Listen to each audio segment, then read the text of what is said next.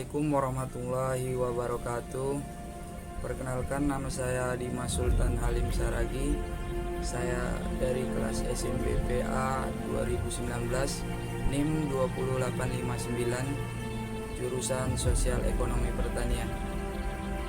Di sini saya akan menjelaskan video tentang proses pengolahan kelapa menjadi santan di skala pabrik dalam rangka mengerjakan tugas TPHP dengan Ibu Herawati Oktavianti STMP. Langsung aja kita ke videonya. Pohon kelapa adalah pohon yang seluruh bagiannya dapat dimanfaatkan, dari mulai akar, batang, daun, dan buahnya. Pohon kelapa berasal dari pesisir Samudra Hindia di sisi bagian Asia. Nama Latin dari kelapa adalah Cocos nucifera. Pohon kelapa ini dapat tumbuh di berbagai tempat yang memiliki iklim yang ekstrim. Karena ketangguhannya yang mudah beradaptasi, pohon kelapa sekarang tersebar di seluruh dunia.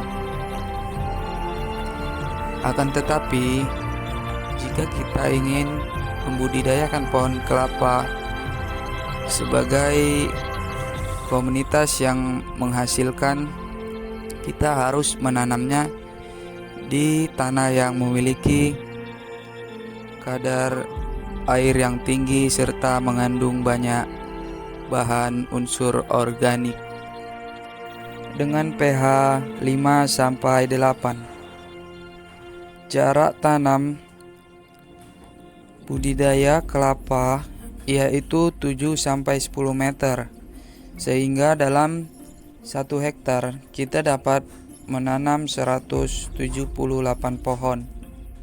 Bibit yang baik dapat kita tanam ketika berusia 12 bulan atau setahun.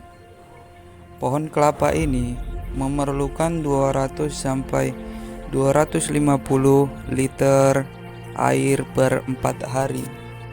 Pohon kelapa yang sehat pada umumnya akan mulai berbuah pada usia 4 sampai 5 tahun dan produktif sampai 60 tahun lamanya, dan dilakukan proses pemanenan setiap 1 bulan sekali. Di video kali ini kita akan membahas proses pengolahan kelapa menjadi produk turunan santan dan air kelapa segar dalam kemasan botol. Proses yang pertama adalah pemanenan dan pengangkutan menggunakan kapal menuju pabrik. Yang pertama akan kita saksikan adalah proses produk turunan air kelapa muda.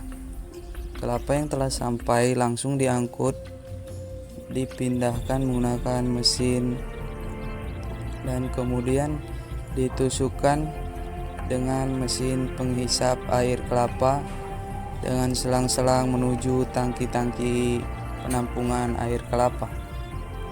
Penggunaan mesin bertujuan untuk menjaga kebersihan serta kesterilan dari berbagai macam kuman dan bakteri, juga termasuk virus corona. Kemudian air kelapa tersebut dimasukkan ke dalam botol dengan menggunakan mesin otomatis. Kemudian botol-botol tersebut disusun dan dimasukkan ke dalam tangki sterilizer yang berfungsi untuk menghilangkan bakteri-bakteri yang masih tersisa. Kemudian botol diberi label dengan pengemasan menggunakan mesin otomatis. Selanjutnya untuk kelapa yang tua dilakukan pengeboran dan membuang air kelapa yang sudah tua, untuk kemudian dilakukan proses pemotongan. Proses ini dilakukan secara manual sehingga menghasilkan hasil yang bagus. Lalu kemudian dilakukan proses pengulitan daging kelapa yang sudah tua. Proses ini juga dilakukan secara manual dan biasanya oleh para wanita. Kemudian daging buah yang sudah dikuliti dikumpulkan untuk dilakukan proses selanjutnya, yaitu pencucian. Setelah dilakukan pencucian, proses selanjutnya adalah perendaman. Daging kelapa direndam di dalam bak-bak besar yang diisi air.